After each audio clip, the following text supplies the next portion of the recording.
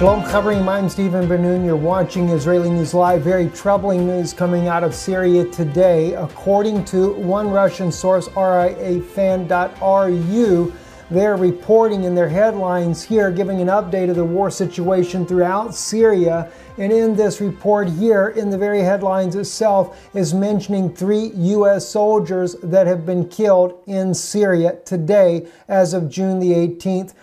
6 a.m. this morning, according to the article here. As you go on down into here, they're claiming here that ISIS was the ones that actually killed the soldiers there and have wounded about 7 other U.S. soldiers. I'm going to take you to an English translation of this article here. The headline of the article, Syria results for the day of June 18th at 6 a.m. ISIS lost 14 settlements near Tabaka. The radicals killed 3 U.S. soldiers. Speaking about ISIS.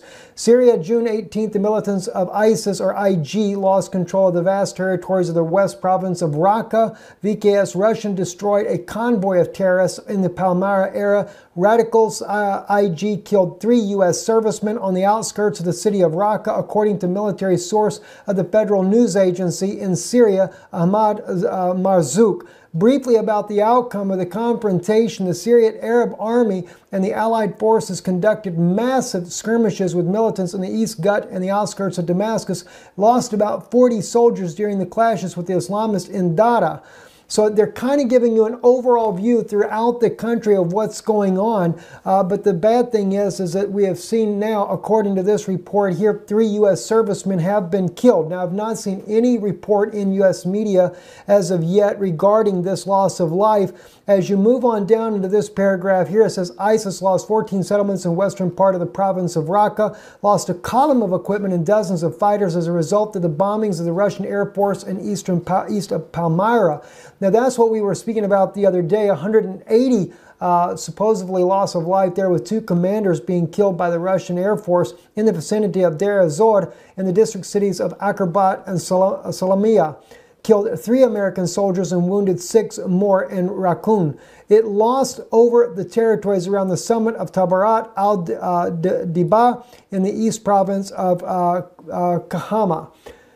Very serious, very troubling situation there. If you go on down into the report itself here in the Russian language, they also mention that there are about 7 wounded U.S. soldiers as a result of the fighting that is going on inside of Syria there. And of course, just kind of taking a quick look at the map right here, we know that according to, you have Al-Raqqa, which is this region right here. This is supposedly somewhere between here and Deir ez-Zor, where the 3 U.S. soldiers have been killed.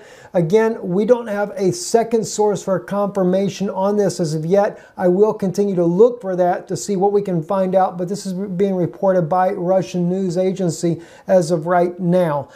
Moving on into other news as well, just to kind of show you some of the things that we've already been talking about, that the U.S. was intending to try to draw Iranian forces into a war to justify a war on Iran. Well, Yahoo News is bringing out this article here. White House officials push for widening the war in Syria over Pentagon objections. States right here, White House officials, that a pair of top White House officials is pushing for broadening of the war in Syria, viewing it as an opportunity to confront Iran and its proxy forces on the ground there, according to 2 sources familiar with the debate inside the Donald Trump administration. Ezra Cohen-Watnick, the senior director for intelligence in the National Security Council, and Derek Harvey, the NSC's top Middle East advisor, want the United States to start going on the offensive in the southern Syria, where in recent weeks the U.S. military has taken a handful of defensive actions against Iranian-backed forces fighting in support of Syrian President Bashar al-Assad. Their plans are making even traditional Iran hawks nervous, including Defense Secretary James Mattis, who has personally shot down their proposals more than once, the 2 sources said. The situation in southern Syria has escalated in recent weeks after a U.S. warplane shot down an Iranian-made drone that had attacked U.S. forces on patrol with Syrian allies near an American outpost at Al-Tanf. The drone attack came after 2 U.S. airstrikes on the Iranian-backed Shiites militia. Well, guys, it didn't end there either. Let me tell you what, Iran has once again stepped up the ante, and an article here coming out on foreign policy BBC.com, Iranian-backed militias employed drone against U.S. forces in Syria.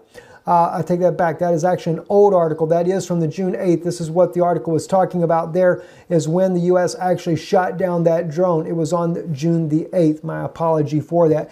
At any rate, though, is still, we are looking here, and the article here is June 18th here on the Russian article here that is claiming that 3 U.S. servicemen have been killed inside of Syria in the fighting. And there's different conflicting reports as far as exactly what area this is. It does state in the article that it is around Raqqa, also Deir ez-Zor.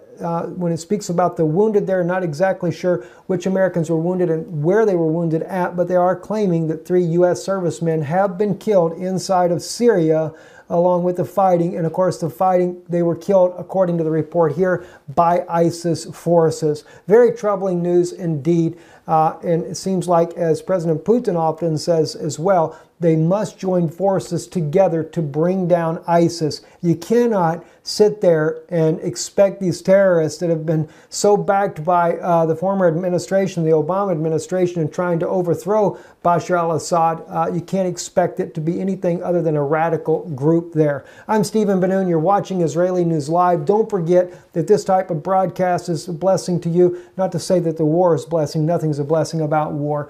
But if our work here is a blessing to you, keeping you up to date, we can't do it without your support. And we desperately need your support, especially this time of year. Consider donating. You can do it right here on our channel, just above the subscribe button on Israeli News Live YouTube, or go to our website, israelinewslive.org. I'm Stephen Ben-Nun. You're watching Israeli News Live. Shalom.